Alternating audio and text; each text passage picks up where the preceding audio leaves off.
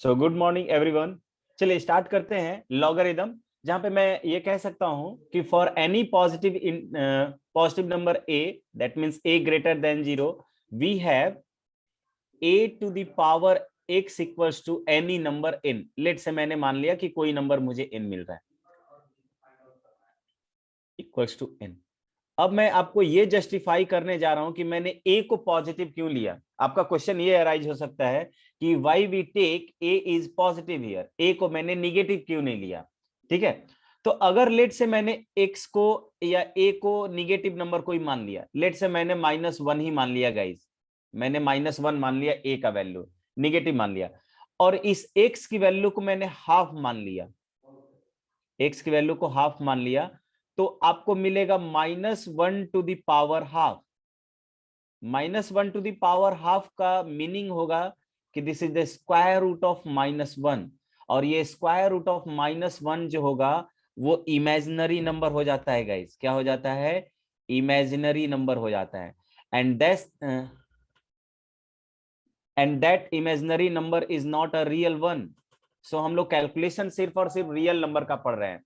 एक बार फिर से मैं बोल देता हूं कि मैंने लिया था कि कोई पॉजिटिव इंटीजर ए के लिए, किसी पॉजिटिव इंटीजर ए के लिए हमें ये एक रिलेशन मिलता है। हमें क्या मिलता है? ये एक रिलेशन मिलेगा। क्या मिलेगा? कि मैं उस नंबर का कुछ पावर करूंगा। कैसा पावर करूंगा? वेरिएबल पावर, यानी कि कुछ भी पावर करने जा रहा हूं।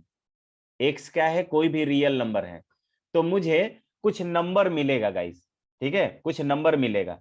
ठीक है, यानी कि किसी भी नंबर का कुछ पावर रखते हो तो कोई नंबर आपको मिलता है ना, और वो नंबर रियल होने के लिए आपको ये ए, यानी कि ये ऐसा पावर लेना पड़ेगा जो रियल नंबर का आउटपुट दे।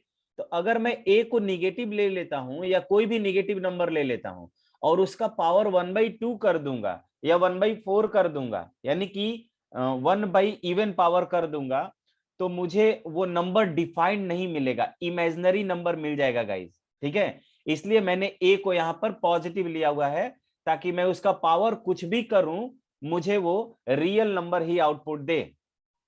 क्लियर है क्या ये स्टेटमेंट सभी को कि why we take a positive here? Just write yes और no in the chat section everyone. मैंने ए को क्यों यहां पर पॉजिटिव लिया हुआ है, क्या ये स्टेटमेंट क्लियर हुआ? बहुत अच्छे, चलिए तो हमने ए को इतना लिख दिया। अब देखिए मैं यहां पे क्या बोलूंगा, इस एन या ए को मैं बेस बोलता हूं। ए को क्या बोलता हूं? ए को बेस बोलता हूं। ए को बेस बोलता हूं मैं। ठीक है गाइस, और इस एन को रिजल्ट बोलता हूं।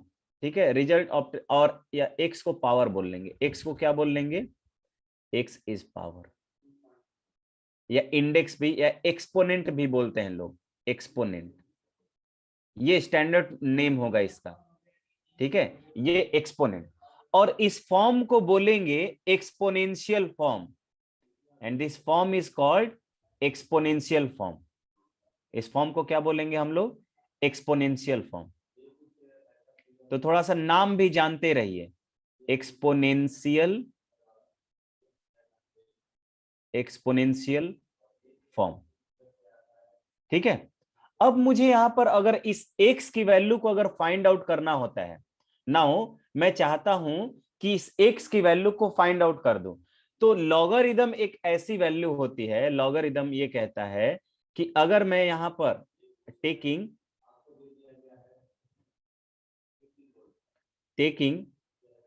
लॉगरिदम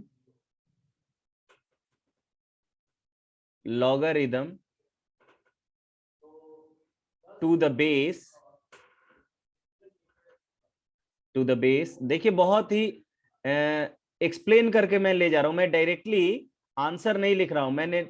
ठीक है, एन को क्या, N is the result obtained by this value. ठीक है, तो एन कोई पॉजिटिव नंबर होगा गाइस। ठीक है Vivek, n is any positive, that means you can write कि n is the result obtained by this exponential form. ठीक है भाई, तो मैं यहां पे लॉगरिदम लेने जा रहा हूं, तो टेकिंग लॉगरिदम टू द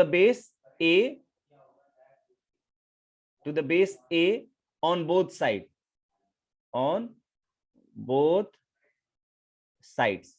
दोनों साइड्स में क्या करने जा रहा हूं, लॉगरिदम लेने जा रहा हूं। तो अगर लॉगरिदम लूंगा मैं, तो देखिए एक्सपोन, अब देखिए अब लॉगरिदम का रोल आता है कि n जो है, हमारा लॉगरिदम जो है एक ऐसा फंक्शन होगा जो इस बेस को बाहर कर देगा। क्या कर देगा, सॉरी, इस पावर को बाहर कर देगा। तो पावर को बाहर कर दिया मैंने, और log of a to the base a हो जाएगा गाइस, और यहां पर log of n to the base a हो जाएगा। ठीक है, and now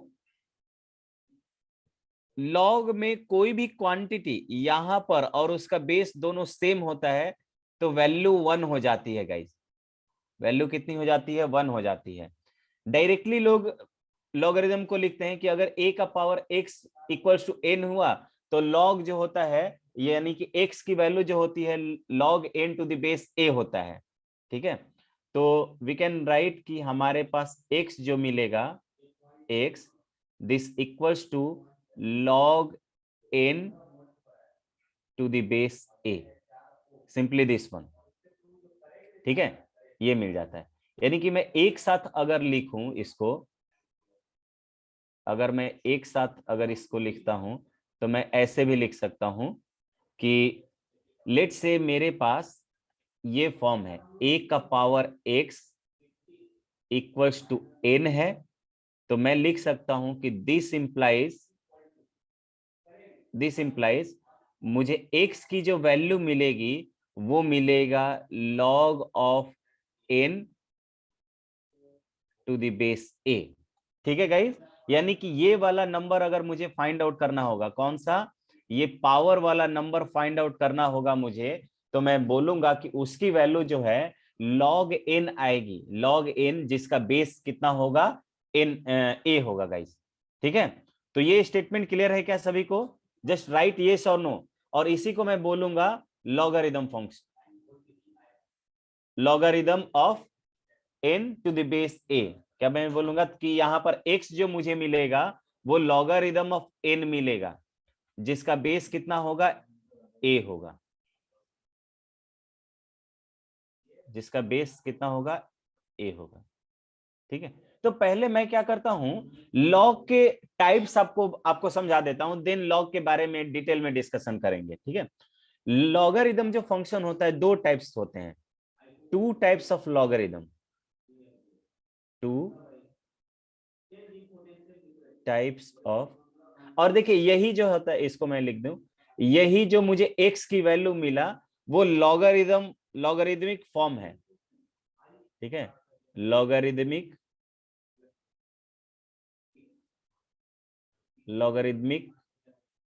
form.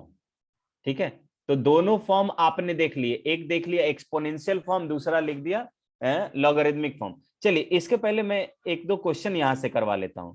Late say मैंने बोला कि मैंने क्वेश्चन आपसे किया, right the exponential form of, right the exponential, अच्छा अच्छा, एक लड़का गैलेक्सी और जीवनी नेम से है, वो अपने आप को रीनेम कर ले, गैलेक्सी A20 और जीवनी S10, अपने आप को रीनेम कर लीजिए दोनों लोग। ठीक है, will not waste our time on these things. ठीक है, तो ट्राई कर लीजिए कि इसी से आपकी अटेंडेंस लगती है, सो रीनेम योरसेल्फ गाइस। चलिए, तो राइट द एक्सपोनेंशियल फॉर्म, मैं कुछ यहाँ पे लॉगरिदमिक फॉर्म में कुछ फंक्शंस लिख रहा हूं या कुछ वैल्यू लिख रहा हूं, आपको क्या करना है कि उसको लॉगरिदमिक फॉर्म में चेंज करना है guys.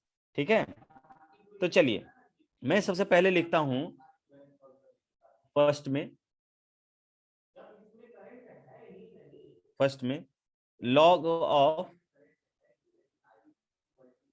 Of 81 to the base 3, इसको कैसे लिखेंगे, दूसरा एक्सपोनेंशियल फॉर्म में लिखिए आप। ठीक है, ये लॉगरिदमिक फॉर्म में हमने लिखा हुआ है, log of 1/49 log of 1/49 to the base 7। इन दोनों का एक्सपोनेंशियल फॉर्म लिख के दिखाइए तो गाइस सभी लोग।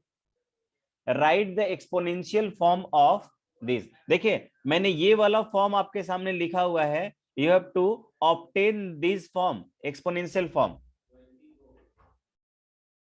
वैल्यू मैंने नहीं पूछा हर्ष, हर्ष मैं वैल्यू नहीं पूछना चाह रहा हूं, मैं आपसे पूछना चाह रहा हूं कि इसका एक्सपोनेंशियल फॉर्म क्या होगा guys.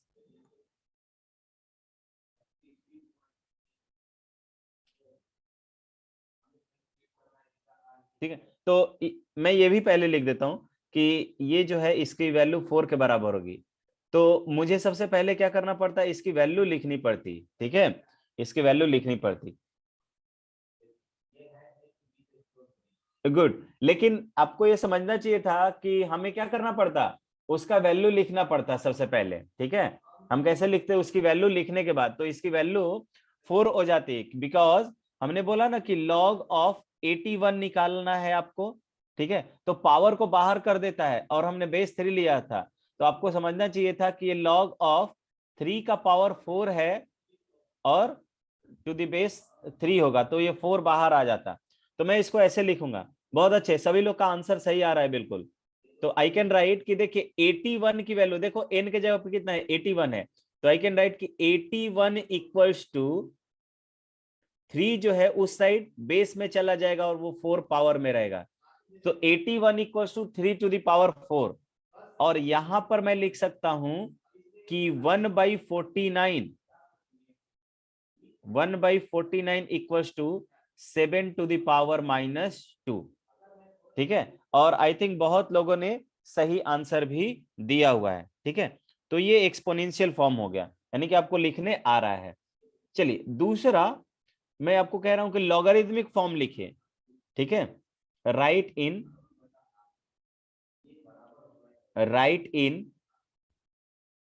Logarithmic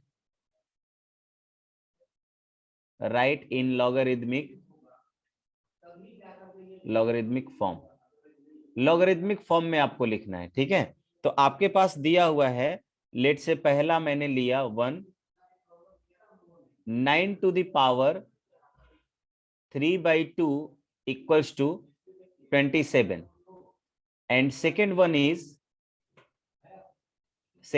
is 8 to the power -2 equals to 1/64।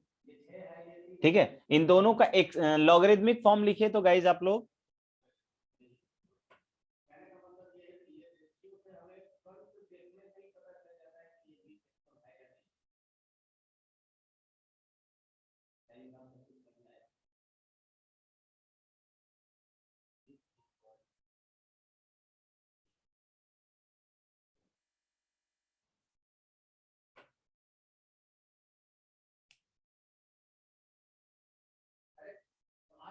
बहुत अच्छे, अमृत का सही आंसर है, हर्ष का सही आंसर है, बहुत अच्छे। आज अमृत रिप्लाई बहुत अच्छा कर रहे हो, इसके पहले नहीं आ रहा था। हर्ष का भी आंसर आ गया, हर्ष ने दो बार अच्छा दोनों का आंसर कर दिया, बहुत अच्छे। अंशु बाला आपको आंसर नहीं वैसे एग्जैक्ट वैल्यू नहीं, लॉगरिथम तो आया ही नहीं आपके आंसर में। गुलशन 27, तो ये 3/2 की वैल्यू लिखनी चाहिए थी आई थिंक। देखिए क्या करना है आपको, आपको कुछ ज्यादा दिमाग इसको सिंप्लीफाई करने में नहीं लगाना है, आपको बस ये करना है कि इसका लॉगरिथमिक फॉर्म क्या होगा। तो देखिए मैंने यहाँ पर इसके पहले वाले फॉर्म में देखिए, यहाँ पर लिखा हुआ था एक्सपोनेंशियल फॉर्म दिया हुआ है, यानी कि मुझे अगर ये पावर चाहिए तो मैं log n लिखूंगा, बेस वाला log का बेस हो जाएगा।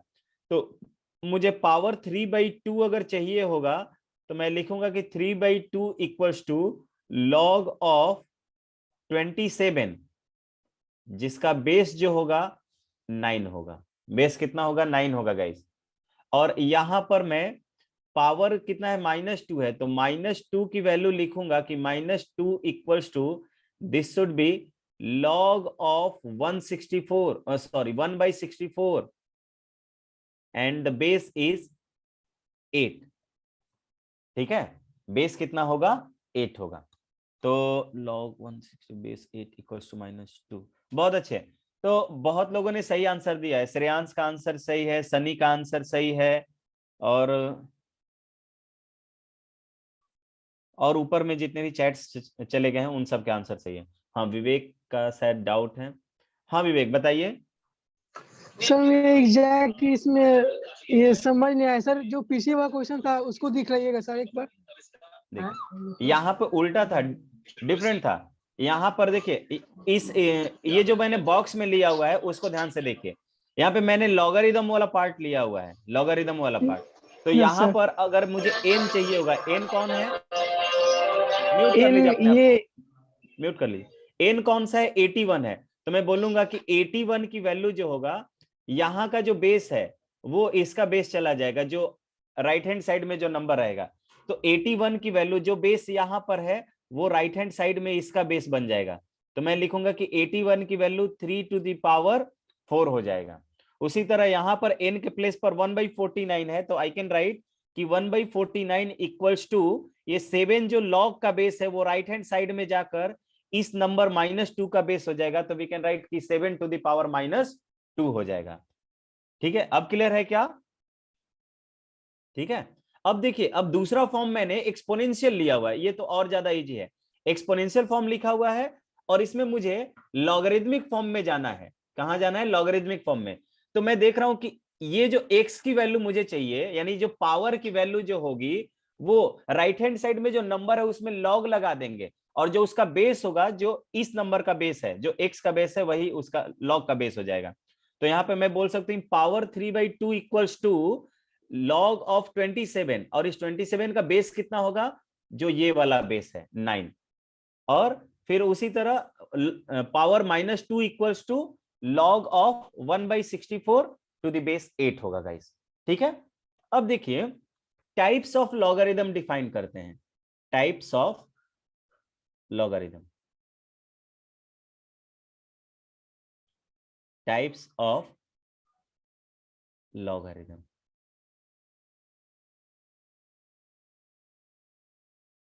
टाइप्स ऑफ लॉगरिदम, तो टाइप्स ऑफ लॉगरिदम दो तरह के होते हैं।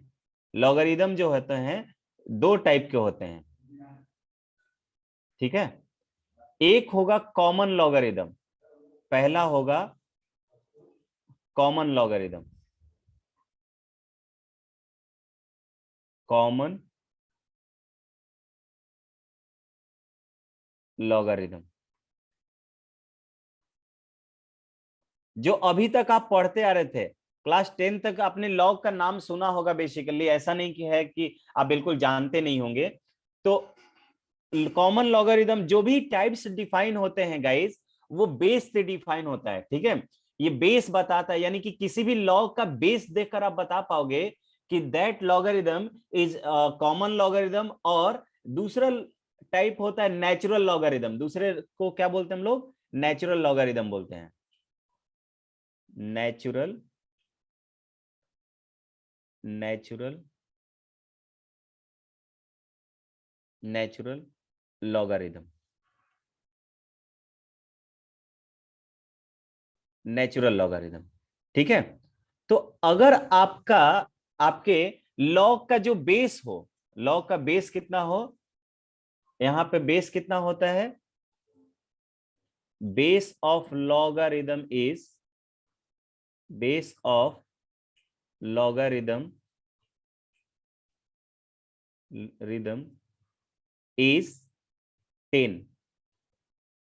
ठीक है, मैं सिंपली इस तरह से लिख दे रहा हूं कि कॉमन लॉगरिदम में क्या होता है, जो बेस होता है लॉगरिदम का वो 10 होता है। ठीक है गाइस, और एक टर्म होता है यहां पर इसमें नेचुरल लॉगरिदम में, नेचुरल लॉगरिदम में जो मेरा बेस होगा, base of the, base of the logarithm, base of the logarithm,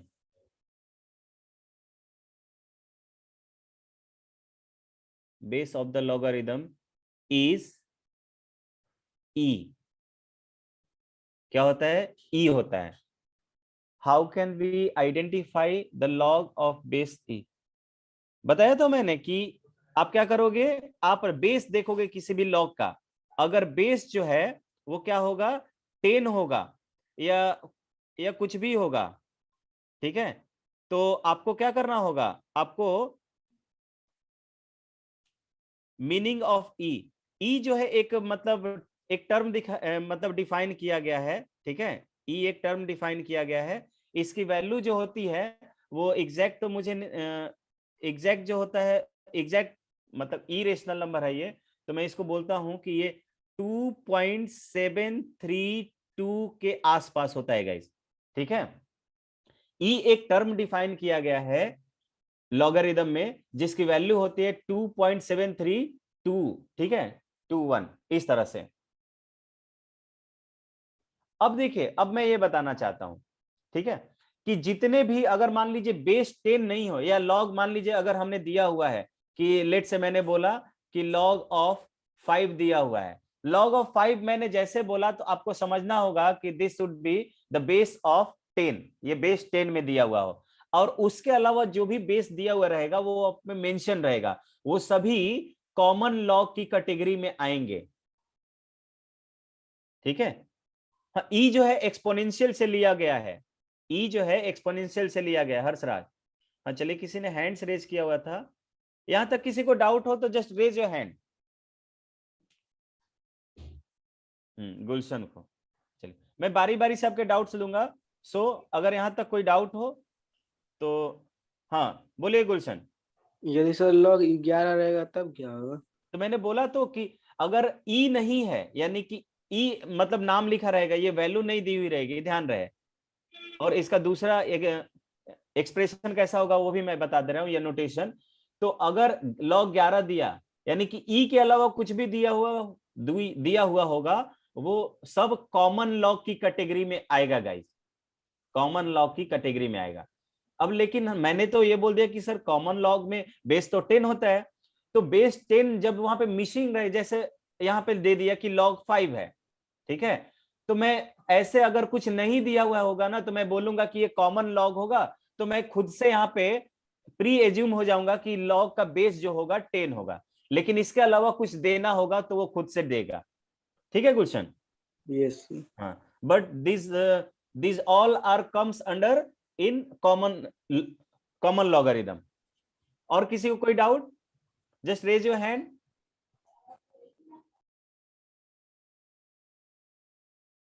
तो यहां तक आई थिंक सभी को क्लियर होना चाहिए गाइस, ठीक है। दो तरह का लॉग होगा, एक होगा कॉमन लॉगरिदम, दूसरा होगा नेचुरल लॉगरिदम, ठीक है। कॉमन लॉगरिदम का जो बेस होता है वो 10 होता है, नेचुरल लॉगरिदम का जो बेस होगा वो ई होता है, ठीक है, ई होता है। अब बेस 10 होता है, अब क्वेश्चन ये राइज होता है कि सर बेस कुछ और दिया हुआ होगा, तो जैसे आज यहाँ पे आपने 8 लिया 9 लिया, ये सभी कॉमन लॉग के कैटेगरी में आएगा, ठीक है। चलिए, अब इसका नोटेशन जो होता है नेचुरल लॉगरिदम का, इसको हम लोग पूरा notation of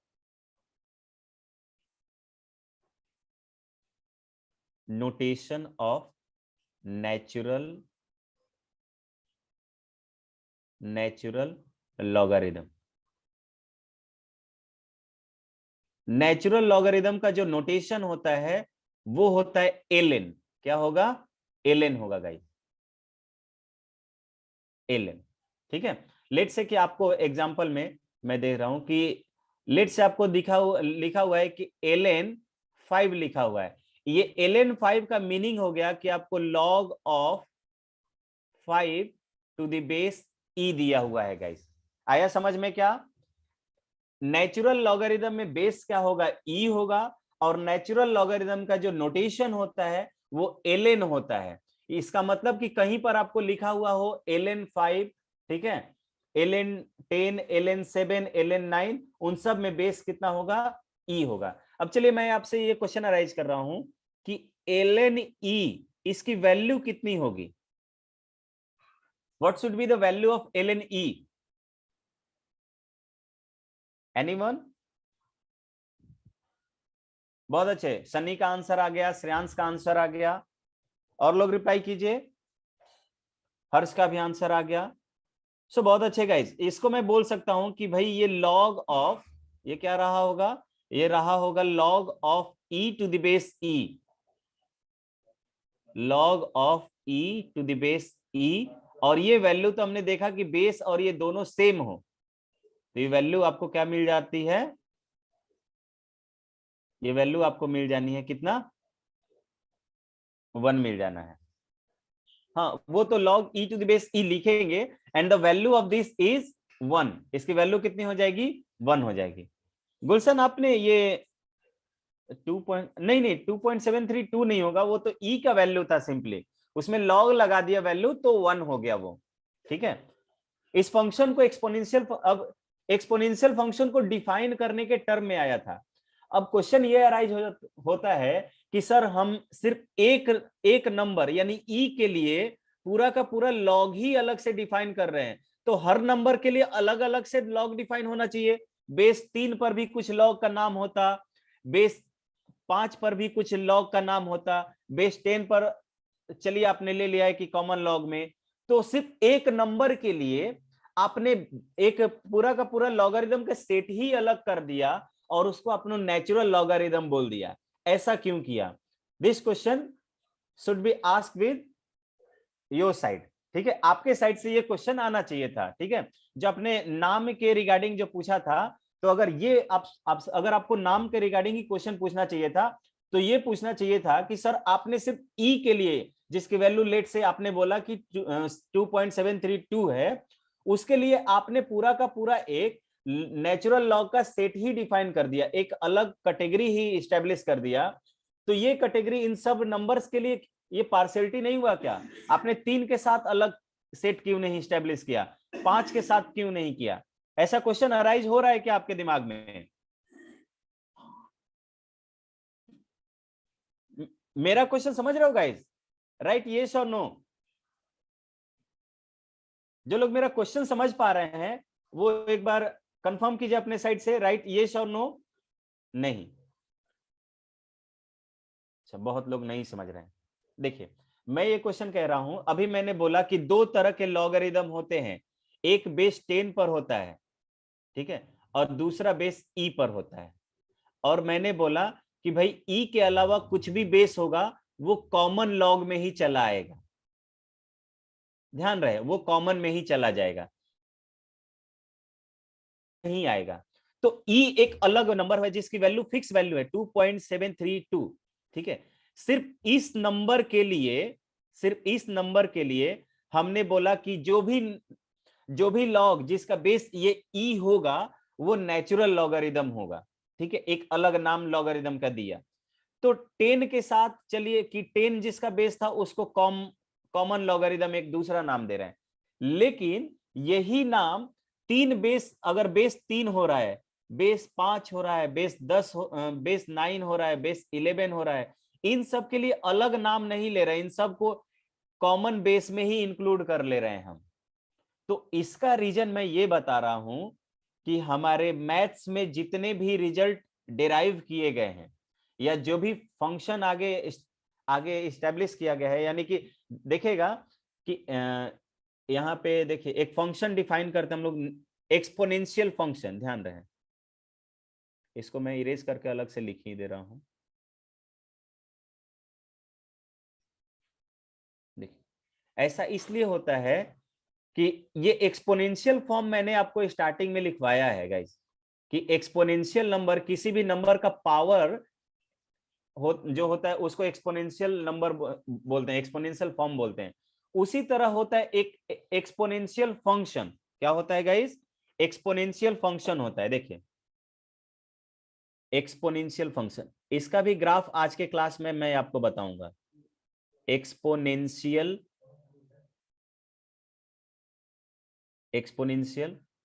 function, exponential function, exponential function आपका होता है y equals to e to the power x। ये स्टैंडर्ड एक्सपोनेंशियल फॉर्म है। क्या है ये? स्टैंडर्ड फॉर्म है, स्टैंडर्ड फॉर्म। हाँ, लॉग की इनइक्वालिटीज भी होती है, ठीक है। आज ये सब कुछ कुछ प्रॉपर्टीज हम लोग देख लेंगे।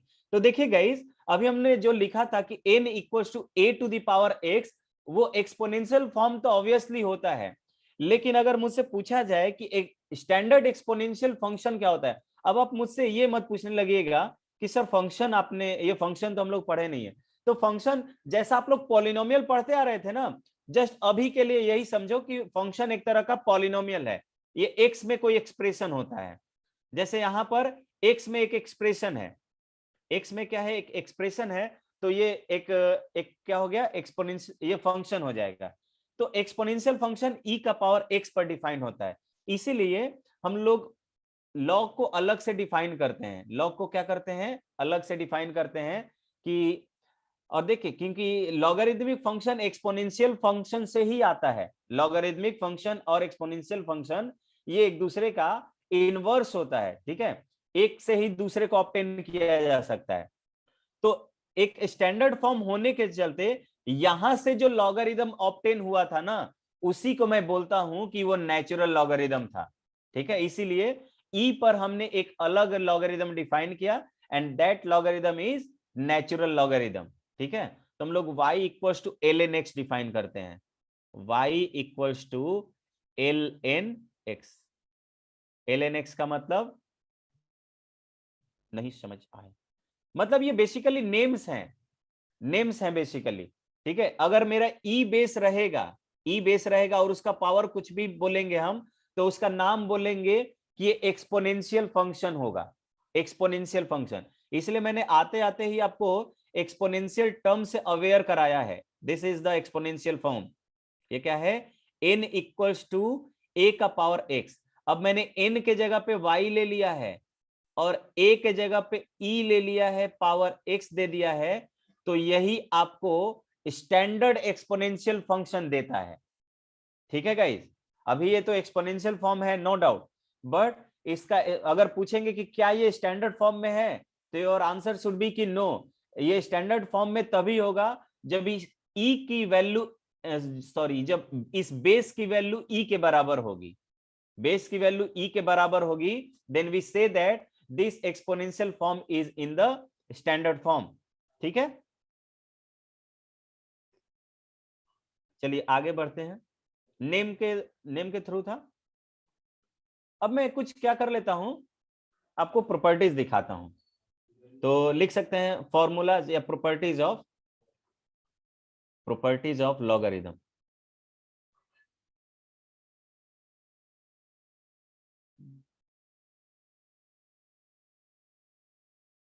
प्रॉपर्टीज ऑफ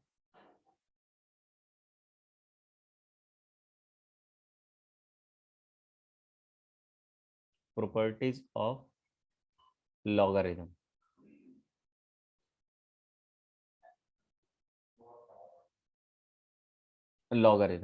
लॉगरिथम की प्रॉपर्टी देख लेते हैं, ठीक है। तो पहला, फर्स्ट मैंने लिखा कि let say y equals to log of कोई मैंने n लिया हुआ है, लेट से मैंने कोई n लिया हुआ है, तो आपका ये n जो है वो हमेशा ग्रेटर देन क्या होना चाहिए, 0 होना चाहिए गाइस। यहां पर जो n, जो भी हमें लॉग के अंदर की क्वांटिटी मिलेगी, वो हमेशा ग्रेटर देन 0 मिलनी चाहिए, ठीक है। ये पॉजिटिव ही मिलना चाहिए, ये निगेटिव नहीं हो सकता है, ठीक है, ये निगेटिव नहीं हो सकता है, ये बात ध्यान में रहे। चलिए, ये पहला प्रॉपर्टी है, यानी कि कोई भी आपको लॉग के फॉर्म में नंबर दिया हुआ है, तो लॉग के अंदर की क्वांटिटी, इसको मैं दूसरे फॉर्म में ऐसे कह सकता हूं कि लेट से मैंने बोला ऐसा, एक्स रख देते हैं यहाँ पे, ताकि आपको ज्यादा क्लियर हो, ताकि आपको वेरिएबल की टाइप का ये दिखे। तो ये एक्स हमेशा ग्रेटर देन 0 होना चाहिए, ये एक्स निगेटिव नहीं होना चाहिए, ठीक है। चलिए दूसरा दूसरा बताइए, तो लॉग ऑफ 1 की वैल्यू कितनी होगी, लॉग ऑफ 1 की वैल्यू,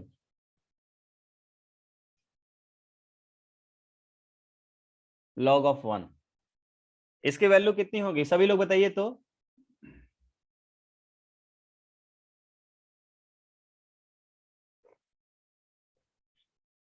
सनी का आंसर आ गया, मृगंक का आंसर आ गया, और लोग बताइए।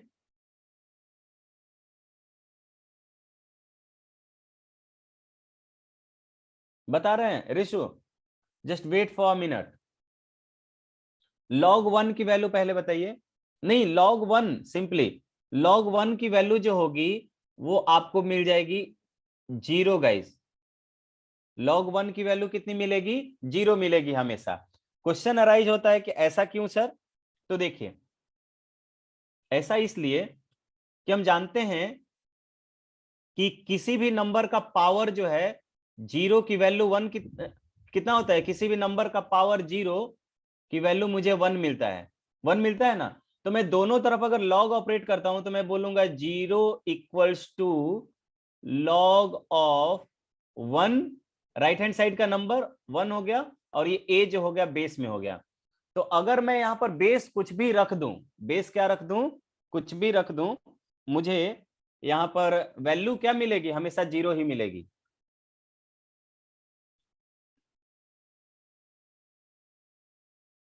कोई डाउट किसी को? जस्ट रेज योर हैंड, अगर किसी को कोई डाउट है तो जस्ट रेज योर हैंड।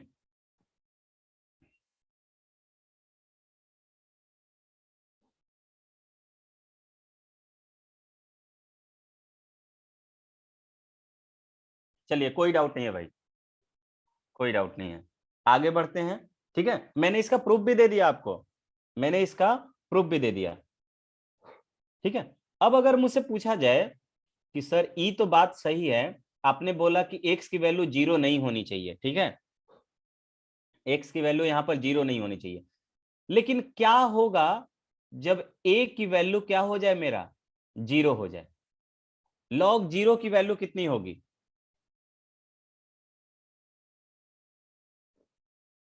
बताइए गाइस, लॉग 0 की वैल्यू कितना होगा? बेस कुछ भी रहे, अभी हमने बेस पर कंसंट्रेशन नहीं किया है, बेस पर कंसंट्रेट नहीं किया है, सो मुझे क्या मिल जाएगा? ऋषु का आंसर आ गया, विवेक का आंसर आ गया, बहुत अच्छे। सनी और हर्ष का आंसर बिल्कुल सही है।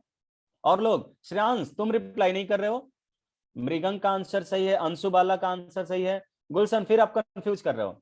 देखिए, आपको सिंपली ऐसा जानना चाहिए था कि मैं क्या कर रहा हूं कि किसी भी नंबर का पावर में क्या, लेट से मैंने कोई अभी मान लीजिए कि वैल्यू मैं नहीं जानता हूं, एक्स हो गया मेरा, तो मैं बोल रहा हूं किसी भी नंबर का पावर एक्स ले रहे हैं, तो क्या मुझे कभी 0 मिलता है क्या? यहां पर इमेजिनरी नहीं होगा, इमेजिनरी नहीं होगा। देखिए, किसी भी नंबर का पावर मुझे 0 नहीं मिलता है गाइस, ये बात ध्यान रहे। Exponential number can never be 0। तो अगर एक्सपोनेंशियल नंबर ये कभी 0 आया ही नहीं, तो मैं जब यहां पे लॉग लूंगा तो log of 0 to the base a चला जाएगा। तो क्या यहां पर ये डिफाइंड वैल्यू मिलेगा? ये कोई वैल्यू फिक्स कर पाएंगे हम? क्योंकि ऐसा तो एक्स मुझे मिला ही नहीं। तो इस तरह का एक्स जो होगा वो अनडिफाइंड बोलते हैं। अब प्लस इंफिनिटी होगा कि माइनस इंफिनिटी होगा, उसके लिए थोड़ा सा वेट करना पड़ेगा, ठीक है। क्योंकि इंफिनिटी भी दो तरह का होता है, या तो ये बहुत बड़ा नंबर देगा या ये बहुत छोटा नंबर देगा आपको, ठीक है। बट क्या देगा, सबसे बड़ा नंबर देगा कि सबसे छोटा नंबर देगा, विल डिस्कस आफ्टर 5 और 6 मिनट लेटर, ठीक है, इसके प्रॉपर्टीज के बाद। तो इसकी वैल्यू मैं सिंपली बोलूंगा कि ये अनडिफाइंड होगा गाइस, अनडिफाइंड। देखिए, मैंने बिल्कुल रीजनिंग के साथ दिया है कि ये अनडिफाइंड क्यों होगा, मैंने डायरेक्टली लिखा हुआ नहीं है। सो सबको क्लियर होना चाहिए ये, ठीक है। बिकॉज मैं जानता हूं कि किसी भी नंबर का पावर 0 कभी नहीं मिलता है, तो मैं वहां पे लॉग ऑपरेट करूंगा तो लॉग के 0 के अंदर की क्वांटिटी से जो पावर जनरेट हुआ था, जो पावर की वैल्यू मिली थी, उस तरह का पावर एग्जिस्ट नहीं करेगा। यानी कि उस तरह का पावर या तो बहुत छोटा होना चाहिए, बहुत बड़ा होना चाहिए। चलिए, नाउ दूसरा कि log of A to the base a, इसकी वैल्यू कितनी होती है गाइस? तो इसकी वैल्यू 1 होती है। 1 क्यों होती है भाई? क्योंकि हम जानते हैं a का पावर जो है 1 रखेंगे, किसी भी बेस का पावर 1 रखेंगे तो मुझे वैल्यू a मिलता है। तो मैं पावर की वैल्यू लिखूंगा तो पावर 1 इक्वल्स टू बोलूंगा कि लॉग ये वाला नंबर a और e वाला बेस a में चला आएगा। ठीक है गाइस, तो यहां पर log of a to the base a जो कि अभी हम यूज करते आ रहे थे बार बार, यहां पे मैंने आपको प्रूफ करके भी दिखा दिया कि वो 1 ही होता है। नाउ पांचवा फॉर्मूला, अब इसको प्रोडक्ट फॉर्मूला बोलते हैं। लॉग के अंदर दो क्वांटिटी m इंटू n रहे, दो क्वांटिटी मल्टीप्लीकेशन के अंदर है, उसका बेस कुछ भी हो, हम आगे चल के हो सकता है कि बेस को मेंशन ना करें, तो इसका मतलब होगा कि this formula will be valid for all types of base. ठीक है, सभी टाइप के बेस के लिए वो फॉर्मूला क्या होगा? वैलिड होगा। तो मैं बोलूंगा कि अगर कोई भी नंबर पावर में रहे, कोई भी नंबर मल्टीप्लीकेशन में रहे, तो मैं उसको बोल सकता हूं कि log of m to the base a plus log of n to the base a होगा। बहुत अच्छे, मृगंक आंसर भी कर रहे हैं। इसको बोलते हैं हम लोग प्रोडक्ट रूल। क्या बोलते हैं? Product rule. प्रोडक्ट रूल बोलते हैं गाइस। इसका प्रूफ सोचो तुम लोग। प्रूफ तो है, प्रूफ पढ़ते हैं तो सबका प्रूफ है। ठीक है, कोई भी नंबर जो मल्टीप्लीकेशन के फॉर्म में हो, कोई भी नंबर जो मल्टीप्लीकेशन के फॉर्म में हो, उसको हम लोग इस तरह से एडिशन के फॉर्म में लिख सकते हैं। यानी कि लॉग के अंदर कोई टर्म, बहुत सारे टर्म मल्टीप्लीकेशन में रहे, तो मैं उसको एडिशन में लिख सकता हूं। ठीक है, ऐसा इसलिए होता है। देखिए, मैं एक बार रीजनिंग आपको दे देता हूं भले। देखिए, मैं लिखता हूं कि लेट से a का पावर x इंटू a का पावर y, दोनों बेस में सेम रहता अगर रखता हूं, तो मुझे a का पावर, सॉरी, क्या मिल जाता है? a का पावर x प्लस वाई मिल जाता है, ये आपको पता होगा। अब मैं दोनों साइड क्या करने जा रहा हूं? लॉग लेने जा रहा हूं, जिसका बेस कितना हो? a हो। तो मुझे मिलेगा लॉग ऑफ, अभी मैंने पूरी प्रॉपर्टी भी तो नहीं बताई, ये प्रूफ प्रॉपर्टीज पर बेस्ड हो जाएगा। जस्ट वेट करेंगे, आपको ये समझ में आने भी लगेगा, क्योंकि अभी आगे वाले फॉर्मूले मैंने आपको नहीं बताए हैं। तो इस प्रॉपर्टी के चलते होता है कि जो वैल्यूज होते हैं वो एडिशन में चले जाते हैं, यानी कि जो भी मल्टीप्लीकेशन में रह रहे हैं वो एडिशन में चले जाते हैं। तो इसको मैं बहुत सारे नंबर्स के लिए यूज कर लेता हूं। लेट से in general form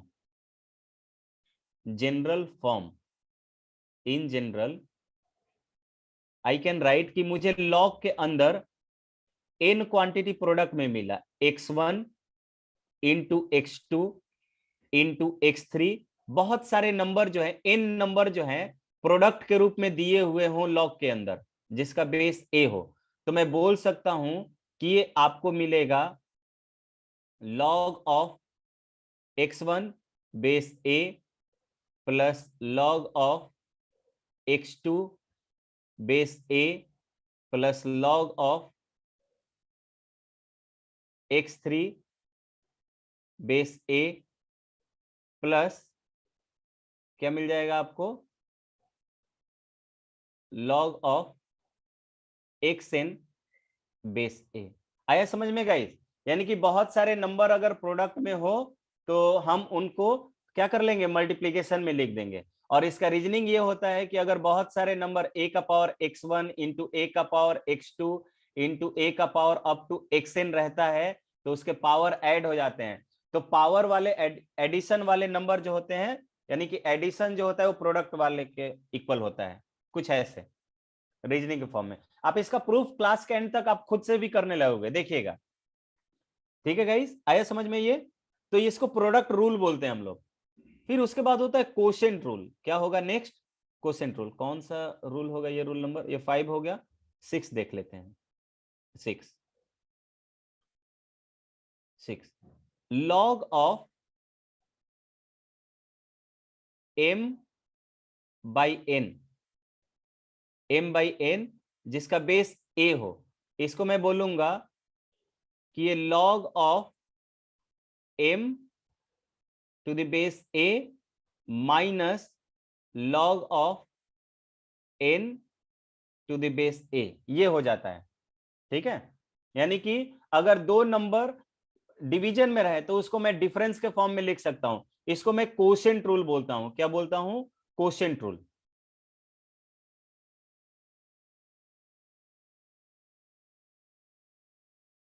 quotient rule, ठीक है। नेक्स्ट आते हैं पावर फॉर्मूला, नेक्स्ट को बोलेंगे लॉग ऑफ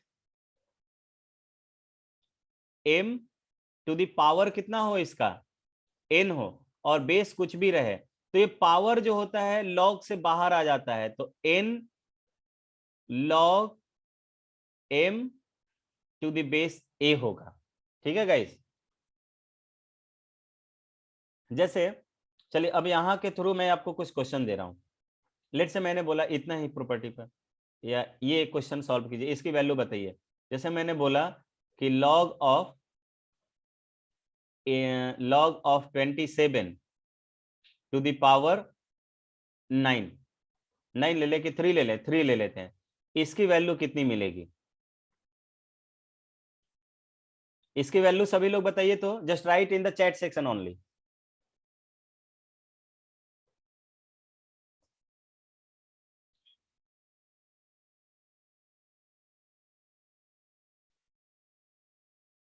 बहुत अच्छे, बहुत अच्छे, बहुत अच्छे। इसकी वैल्यू 3 आ रही है। कितनी आ रही है? 3 आ रही है। अच्छा, ये अगर मैं पूछता हूं, बहुत अच्छे, सभी लोग का आंसर लगभग सही है। log of 27 और बेस अगर 9 हो तो इसकी वैल्यू कितनी होगी?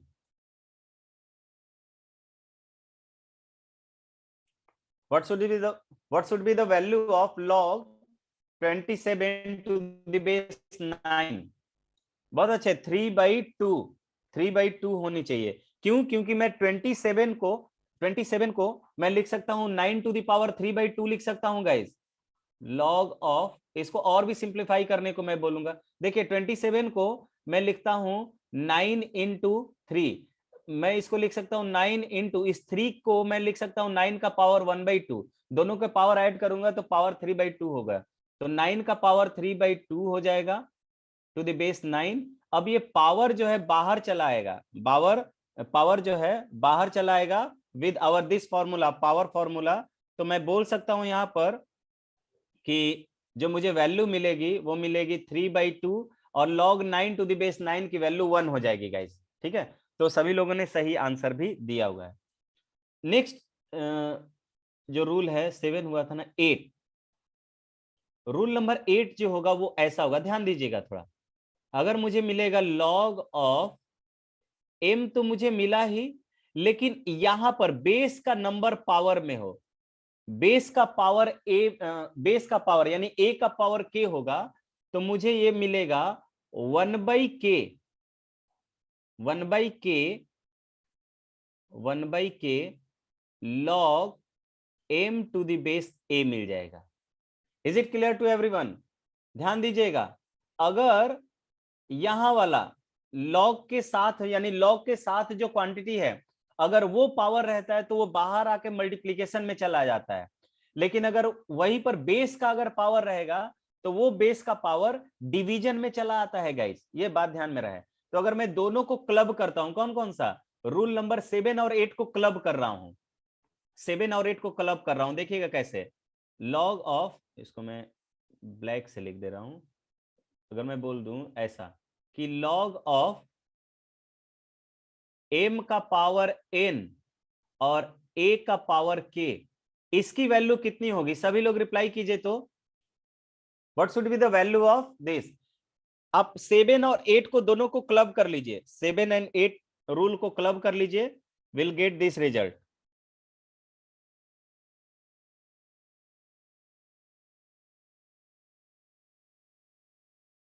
Will get this result. सभी लोग एक बार ट्राई कीजिए।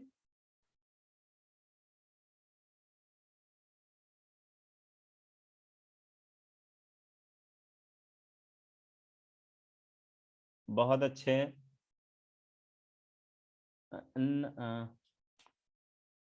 हाँ सही है, बहुत अच्छे, good.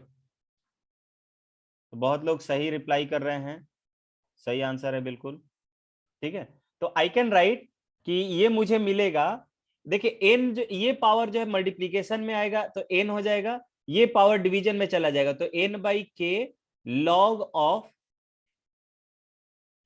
Of m to the base a हो जाएगा, m to the base a. ठीक है, लॉग ऑफ, नहीं अंशु वाला आई थिंक आपका आंसर गलत है, या हो सकता है आपने गलत फॉर्म, मतलब आप टाइप नहीं कर पा रहे होगे वैसा। ठीक है, चलिए नेक्स्ट। ये बहुत इंपॉर्टेंट फॉर्मूला होगा, इसका नाम मैं बेस चेंज फॉर्मूला में इसका नाम दूंगा, बेस चेंज फॉर्मूला। इसका अलग से नाम मैंने इसलिए लिया because this one is very important, बहुत इंपॉर्टेंट होगा। देखिए ऐसा है इसलिए, चलिए मैं आपको इसका रीजनिंग भी बताता हूं कि ये इंपॉर्टेंट क्यों होगा। देखिए हम लोग मैथ्स में ना दो तरह के ऑपरेशन करते हैं, एक करते हैं डिफरेंशिएशन, जो कि मैंने आपको पहले क्लास में बताया था कि हम लोग पढ़ेंगे डिफरेंशिएशन, और दूसरा होता है इंटीग्रेशन। ये बहुत इंपॉर्टेंट दो ऑपरेशंस हैं। ठीक है, कौन कौन सा? Integration and differentiation. ये दोनों इंटीग्रेशन एंड डिफरेंशिएशन जो लॉग में दोनों को होता है, वो नेचुरल लॉग का ही हम लोग करते हैं। किसका करते हैं? नेचुरल लॉग का करते हैं। कोई हार्ड नहीं है ऋषभ। देखिए क्लास 11 का जितना भी टॉपिक है या 12 का जितना भी टॉपिक है, वो सभी बेस्ड है कि आप कितने अच्छे से ईमानदारी से पढ़ते हो। ठीक है, और कोई हार्ड नहीं है, बस थोड़ा समझना है। और ऑब्वियसली साइंस है तो थोड़ा सा दिमाग का यूज करना पड़ेगा आपको, बहुत ज्यादा नहीं बट थोड़ा सा करना पड़ेगा आपको। ठीक है, तो डिफरेंशिएशन और इंटीग्रेशन दोनों ही हम लोग नेचुरल लॉगरिदम का करते हैं। किसका करते हैं? नेचुरल लॉग का करते हैं। तो इसलिए अगर मुझे कभी कॉमन लॉग यानी कि दूसरे बेस पर लॉग दिया हुआ होगा तो मुझे उसको नेचुरल लॉग में कन्वर्ट करना होता है गाइस। ठीक है, सो मुझे ये आना चाहिए कि अगर मुझे बेस में मान लो 5 दिया हुआ है और मैं बेस को चेंज करना चाहता हूं ई पर, तो how we will change this, कैसे चेंज करूंगा? तो उसके लिए हम लोग ये फॉर्मूला अप्लाई करते हैं कि लेट से आपको ये एक वैल्यू दिया हुआ है, लेट से लिया हुआ है लॉग ऑफ एम जिसका बेस एन दिया हुआ है गाइस। ठीक है, बेस एन दिया हुआ है, and now I want to change this base N. मैं इस बेस एन को क्या करना चाहता हूं? चेंज करना चाहता हूं। डिफरेंशिएशन एंड इंटीग्रेशन में क्या रिलेशन है? डिफरेंशिएशन एंड इंटीग्रेशन दोनों एक दूसरे का रेसिप्रोकल होता है। तो जो रिलेशन मल्टीप्लीकेशन एंड डिवीजन में है ना गाइज, वही रिलेशन एक तरह से डिफरेंशिएशन एंड इंटीग्रेशन में है। ये जस्ट एक लेहमैन डिफरेंशिएशन हमने बताया, डिफरेंस बताया आपको। लेहमैन डिफरेंस का मतलब होता है बोलचाल के भाषा में जो अंतर हुआ वही मैंने बताया है। बिकॉज देखिए एक में क्या करते हैं, एक में ना हम लोग तोड़ते हैं और दूसरे में जोड़ते हैं। ठीक है, डिफरेंशिएशन का काम होता है घर को तोड़ना और इंटीग्रेशन का काम होता है उस घर को जोड़ना। ठीक है भाई, दैट मीन्स एक वायर को हम लोग, जैसे मान लीजिए एक वायर है 10 सेंटीमीटर लेंथ का है, इसको 1-1 सेंटीमीटर करके हम लोग 10 हिस्सों में अगर डिवाइड कर दिए ना तो वो डिफरेंशिएशन हो गया। और उसी 10 हिस्सों को फिर जोड़ के हमने पूरा वायर बना दिया तो वो इंटीग्रेशन हो गया। आया समझ में क्या मृगंग? समझ में आया? तो हम लोग वही तो काम करते हैं ना। डिवीजन एंड मल्टीप्लीकेशन क्या होता है? डिवीजन में क्या करते हैं हम लोग चीजों को बांटते हैं। एक बड़ा चीज लाया, बांट दिया, और फिर उसके बाद मल्टीप्लाई करेंगे तो वही चीज आ जाएगा। सो एक लेहमैन एग्जैक्ट तो नहीं कहेंगे बट लेकिन ये वाला एग्जैक्ट डेफिनेशन मैंने बताया। कि एक लेंथ ऑफ वायर को मैंने क्या कर दिया, सेक्शन वाइज कट कर दिया, तो वो डिफरेंशिएशन हो गया, और उस कटे हुए सेक्शंस को ऐड कर लिया तो इंटीग्रेशन हो गया। चलिए, तो log of m to the base n है, तो मैं इसको लिखता हूं कि ये log of m divided by log of n। बहुत इंपॉर्टेंट रिजल्ट देखिएगा, log of m divided by log of n। यहां पे बेस वाला जो प्लेस है वो खाली हो गया गाइस। जैसे ही मुझे log ऑफ लेट से मुझे मिला a बाई b, मान लीजिए मुझे मिल गया a बाई b, तो मैं इसको लिख दूंगा कि ये log ऑफ a हो जाएगा divided by log of b हो जाएगा। अब इसका बेस वाला जो प्लेस है ना खाली हो गया।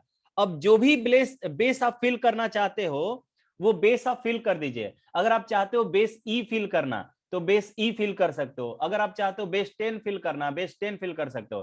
तो हम चाहते हैं कि बेस ई फिल कर दे यहां पर, तो वी कैन राइट कि यहां पर ई यहां पर भी हो जाएगा, तो ई यहां पर भी लेना पड़ेगा आपको। ऐसा नहीं कि एक में ई ले लिया और एक में 10 ले लिया, कुछ और ले लिया, ऐसा नहीं कर सकते हैं। जितना बेस आप ऊपर लेगे उतना ही बेस नीचे लोगे। अब देखिए मैं इसको थोड़ा सा अलग तरीके से लिखता हूं। अब मैं बोलूंगा कि ये वाला जब फिर ऊपर जाएगा ना, तो इसका ऑर्डर रिवर्स कर जाएगा। It means that I can write कि ये log e to the base n हो जाएगा into log of m to the base e हो जाएगा। ये फॉर्मूला कितने लोगों को समझ में आया गाइस? जस्ट राइट yes और no in the chat section everyone. सभी लोग एक बार yes और no लिख दीजिए सभी लोग।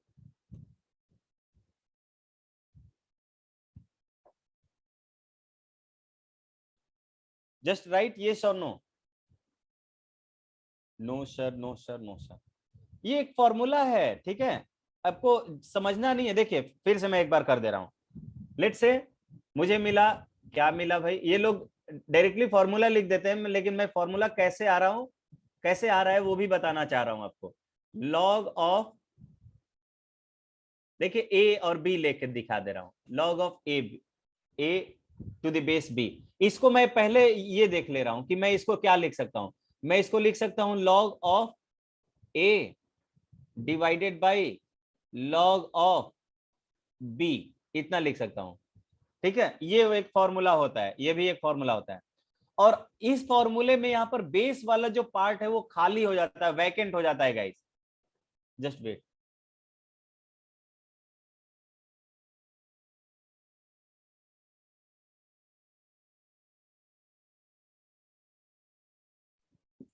ठीक है गाइस। तो यहां पर log of a to the base b जो होता है, this equals to log of a divided by log of b, and in this case the place of base, ठीक है, in logarithm will be vacant. Logarithm का जो base हो जाता है वो वैकेंट हो जाता है, and now we are able to fill any base, ठीक है, इन द लॉगरिथमिक प्लेस। तो अगर मुझे बेस ई कन्वर्ट करना है तो मैं दोनों के प्लेस पर log ऑफ ई लिख दूंगा।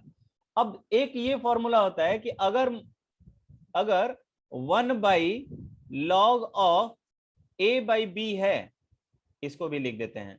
आई थिंक ये सब मैंने नहीं लिखा इसलिए आपको, देखिए मैं ऐसा बोलता हूं कि 1 बाई log ऑफ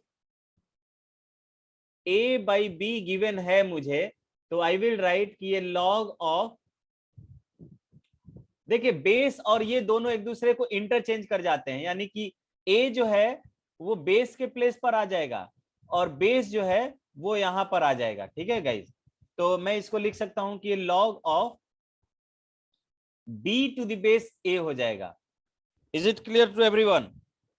क्या सभी को क्लियर है? ये लाइट आ गया, अब मैं वीडियो भी ऑन कर सकता हूं।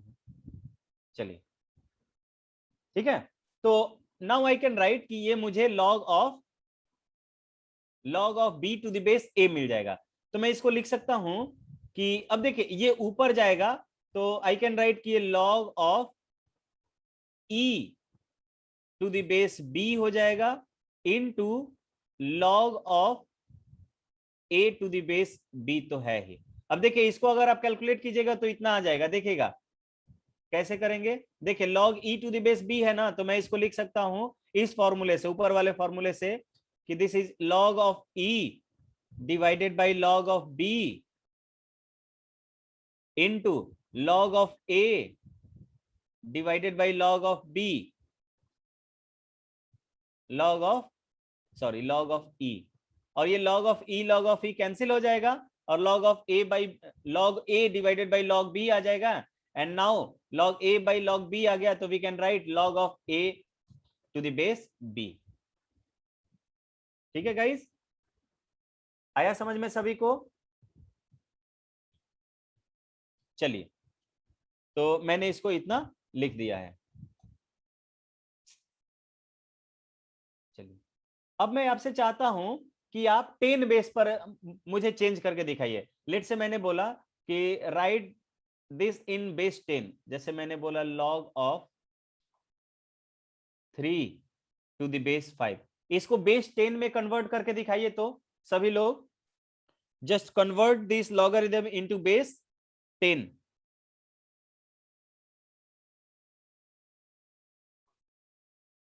इसको बेस 10 में कन्वर्ट करके दिखाइए सभी लोग।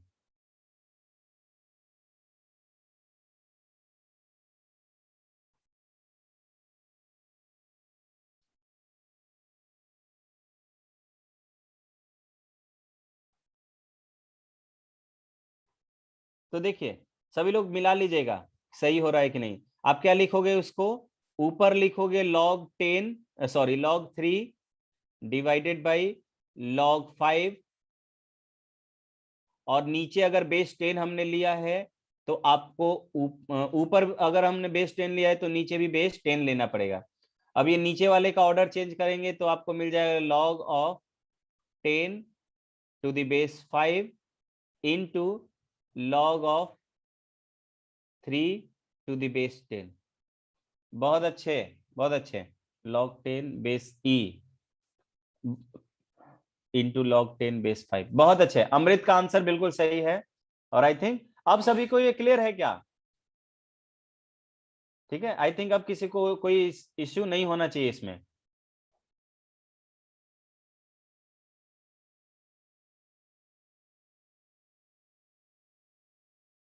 चलिए आगे बढ़ते हैं गाइस।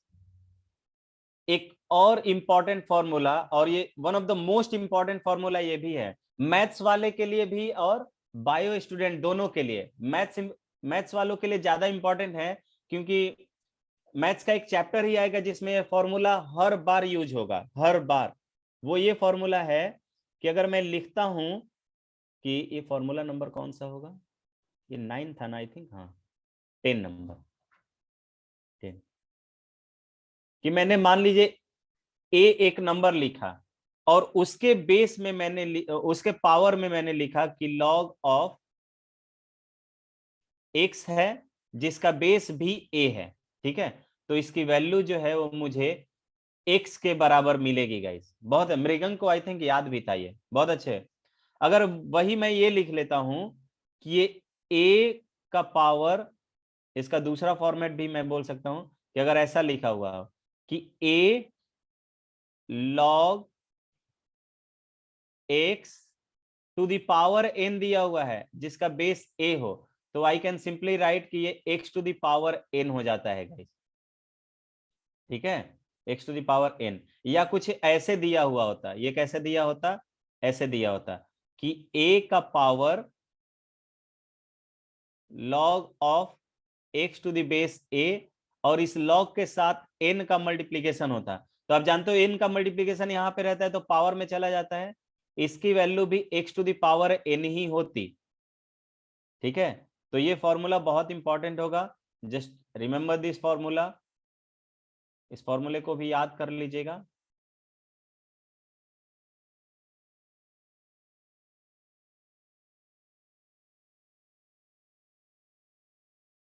ठीक है, इसको भी याद कर लीजिएगा। ये दोनों इंपॉर्टेंट फॉर्मूले हैं। फॉर्मूले इसमें सब इंपॉर्टेंट है वैसे, लेकिन कुछ कुछ जो है वो बहुत इंपॉर्टेंट है। एक ये हुआ, एक ये यहाँ पे बेस चेंज फॉर्मूला वाला हुआ, बेस चेंज का ये वाला फॉर्मेट में ये कर दे रहा हूँ। तो यहाँ पे मैंने लिखा था इसको, कितना लिखा था ये log ऑफ, सॉरी, एक मुझे मिला था कि log of a by B, a to the base b को मैंने इतना लिखा था, तो मैं अब इसको लिख सकता हूं, इसको ब्लैक से कर दे रहा हूं।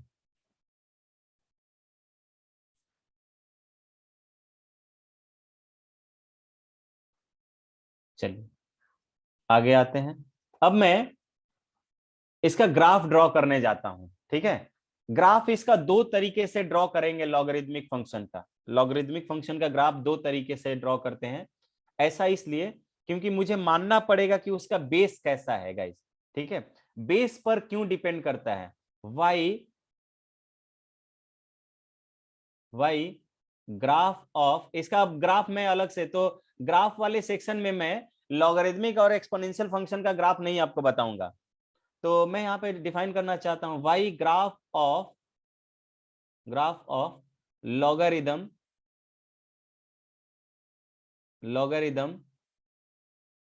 डिपेंड्स ऑन its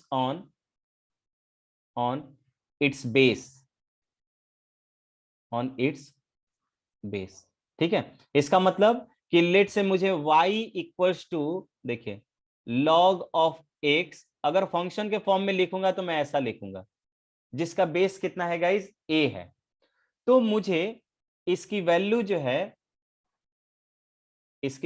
है वो, चाहे इसका ग्राफ अगर हम प्लॉट करेंगे तो इसमें इस पर भी डिपेंड करेगा, बेस पर भी डिपेंड करेगा कि इसका ग्राफ कैसा होगा, ठीक है। तो देखिए ऐसा इसलिए होगा बिकॉज थोड़े देर, एक बात और, मैं यहाँ पे मैं बोल सकता हूं कि मेरा a का वैल्यू यानी कि बेस ऑफ लॉगरिदम जो होगा वो कभी भी 1 के बराबर नहीं हो सकता है guys. Base of the logarithm can never be 0। क्या ये स्टेटमेंट सभी को क्लियर है कि ये बेस जो है वो a के बराबर नहीं होना चाहिए। अब हम इस पोजीशन पे हैं कि इस बात को कह सकते हैं। एवरीवन, किसी को इसमें कोई डाउट है क्या कि base of the logarithm can never be 1? और लोग रिप्लाई कीजिए। अमृत को क्लियर है, आई थिंक। अब कौन कौन लोग हैं, अनन्या, रिशु। देखिए भाई क्यों, क्योंकि log of x to the base x divided, इसको मैं लिख सकता था log of x divided by log of a, और अगर a की वैल्यू 1 लेता तो log 1 किसी भी वैल्यू पर 0 हो जाता है, तो समथिंग अपॉन 0 की वैल्यू अनडिफाइंड होती है, इसलिए a की वैल्यू 0 नहीं होनी चाहिए थी गाइस, a की वैल्यू 0 नहीं होनी चाहिए थी। तो a की दो वैल्यूज होनी चाहिए, या तो a जो है वो ग्रेटर देन 0 होगा, यानी greater than 0 and less than 1 होगा, और दूसरा 1 से ज्यादा होगा। तो देखिए मैं क्या करता हूं, एक बार a की वैल्यू जो है वो 1/2 लेता हूं, और दूसरे में a की वैल्यू लेट से 1 से ज्यादा यानी कि 2 ले लेता हूं। ये दो तरह की वैल्यूज मैंने यहां पर a के लिए ले लिया, ठीक है। अब देखिए एक में अगर मान लीजिए इसका पावर 1 कर रहे हैं, 1/2 का पावर 1 कर रहे हैं, तो मुझे 1/2 मिलेगा। 1/2 का पावर मैं 2 करूंगा तो मुझे 1/4 मिलेगा। 1/2 का पावर 3 करूंगा तो मुझे 3 मिलेगा, सॉरी 1/8 मिलेगा, ठीक है। लेकिन दूसरे एंड पर मैं देख रहा हूं कि a का पावर मैंने 1 किया, यानी 2 का पावर मैंने 1 किया तो मुझे 2 मिला। 2 का पावर 2 करेंगे तो 4 मिलेगा। 2 का पावर 3 कर रहे हैं तो 8 मिला। आप ये ऑर्डर ऑब्जर्व कर पा रहे हो क्या, कि अगर मेरा बेस जो है 0 से 1 के बीच में है, यानी कि फ्रैक्शन में है, और मैं उसका पावर रेज करते जाता हूं, तो मुझे जो वैल्यू मिलती है वो घटते हुए मिलती है, ठीक है। और ये घटते घटते एक बार माइनस इंफिनिटी को चला जाएगा क्या गाइस। एक बार इसी तरह अगर पावर बढ़ाते जाएंगे तो वैल्यू देखिए पहले आधा है, फिर 1/4 हुआ, फिर 1/8 हुआ, यानी कि हर बार वैल्यू आधा आधा डिक्रीज करते जा रही है। यानी एक समय ऐसा आएगा कि ये घटते घटते घटते घटते घटते निगेटिव तो कभी नहीं जाएगा, ये घटते घटते कहां चला जाएगा, टेंडिंग टू 0। एग्जैक्टली 0 नहीं होगा, लेकिन 0 के बराबर लगभग होता हुआ दिखेगा हमको, ठीक है। निगेटिव में नहीं होगा क्योंकि पावर वाला नंबर कभी निगेटिव नहीं होता है। और इस केस में ये वाला नंबर यानी कि पावर अगर हम बढ़ाते जाएंगे, यानी x की वैल्यू बढ़ाते जाएंगे, तो ये वैल्यू बढ़ते बढ़ते इंफिनिटी को चला जाएगा। तो ये बात क्लियर हो रही है क्या सभी को? Is it clear to everyone? और लोग, सनी का आंसर आ गया, और लोग रिप्लाई कीजिए। हाँ, तो ये सही है। अब देखिए, मैंने अभी आपको ये कहना चाहिए था कि सर ये तो लॉगरिथम था, आपने एक्सपोनेंशियल क्यों लिया? एक्सपोनेंशियल नंबर पे समझा रहे हैं। तो गाइस आपको समझना पड़ेगा कि जो लॉगरिथमिक फंक्शन होता है, they comes through exponential function. Exponential function था तभी तो वहां से लॉगरिथमिक फॉर्म हमने लिखा था। एक्सपोनेंशियल फॉर्म को सॉल्व करने के लिए ही लॉगरिथमिक फॉर्म आया था बेसिकली। यहां पे देखिए, एक्सपोनेंशियल फॉर्म था, इसको कन्वर्ट किया हमने, तो एक्सपोनेंशियल फॉर्म को ही यानी कि इसी एक्स को फाइंड आउट करने के लिए तो लॉगरिथम आया था मेरे पास। तो एक्सपोनेंशियल फॉर्म को सॉल्व करने के लिए ही लॉगरिथमिक फंक्शन आता है। तो जो प्रॉपर्टी ये एक्सपोनेंशियल फंक्शन कंटेन कर रहा है, वही प्रॉपर्टी लॉगरिथमिक फंक्शन भी कंटेन करना चाहिए। ठीक है, तो अब मैं ये कह सकता हूं कि इसका ग्राफ दो तरीके से होता है। देखिए, मैं इसका बैकग्राउंड चेंज कर दे रहा हूं, because we have to draw the graph of this. तो देखिए, पहले मैं बोलूंगा कि let say y equals to log of x to the base a है, लेकिन मेरा a जो है गाइस वो ग्रेटर देन 1 है, यानी कि ये इंक्रीजिंग फंक्शन होगा। ध्यान दीजिए, इंक्रीजिंग का फंक्शन का मतलब कि x की वैल्यू बढ़ाएंगे, तो हम लिख देते हैं विद इंक्रीज इन x,